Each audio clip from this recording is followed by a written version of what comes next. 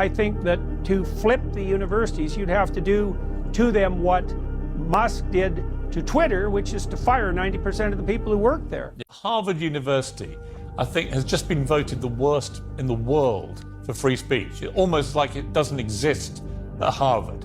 Worse in America, I think it was. I mean, how can it be that Harvard has become this barometer of the enemy of free speech? I mean, you got to ask yourself, is Harvard a university or a hedge fund? It has a massive endowment. It seems to me very often that the university is just a sideshow for the people who govern the Harvard's economic affairs. And I worked at Harvard in the 90s. I was a professor there from 92 to 97, and I loved it. And it was one high-functioning institute at that time, man. And I loved being there. The students were great. The professors were great. I really liked my colleagues. I still have colleagues there, and they've told me straight out that they don't get to say what they think.